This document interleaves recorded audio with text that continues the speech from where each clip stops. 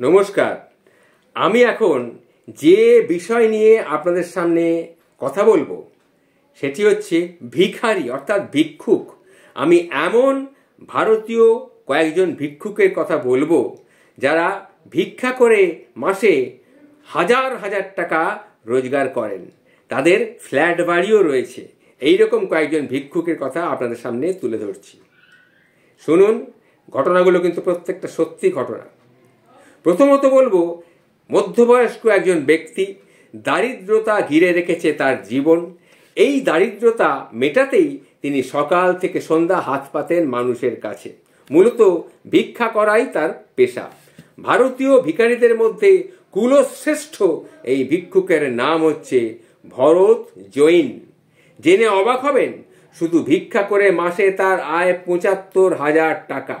শুধু তাই নয়, ৭০ লাখ টাকা দিয়ে দুটি ফ্ল্যাটও তিনি কিনেছেন। ল্যাপটপ চালাতে সিদ্ধহস্ত এই ভিক্ষুক বললেন, লজ্জার কি আছে?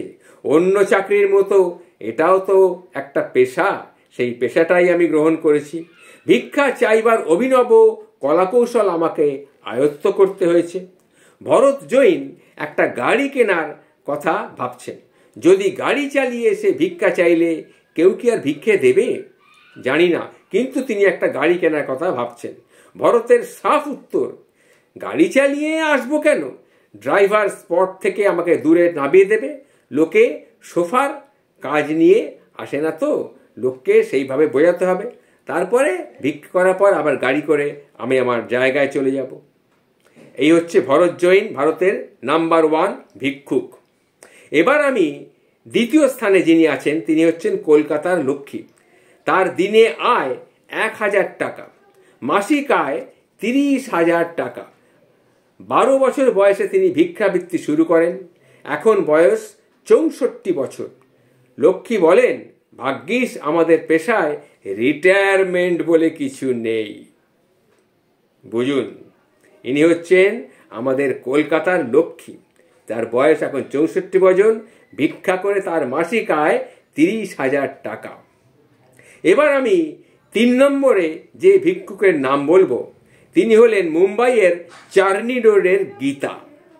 মুম্বাইয়ের চার্নি রোডের গীতা তিনি, তার কথা বলছি। যদিও তার আয় দিন প্রতি ১,৫০০, প্রত্যেক দিন তার আয় প্রায় ১,৫০০ টাকা, কিন্তু লক্ষ্মীর মতন পেশায় দীর্ঘদিন নয় বলেই তাকে তৃতীয় স্থানে রাখতে হয়েছে। আর চতুর্থ স্থানে আছেন পাটনা রেলওয়ে স্টেশনের ভিক্ষুক পাপ্পু। পাপ্পুও ১,৫০০ টাকা দিনে আয় করে। পাপ্পুও ফ্ল্যাট কিনেছে, কিন্তু কম দিনের পেশা, তাই তাকে আমি ৪ নম্বরে রেখেছি। এই যে ৪ জন ভিক্ষুকের কথা বললাম, এরা হলেন কিন্তু ভিক্ষাজীবী। প্রত্যেকটা সত্যি ঘটনা।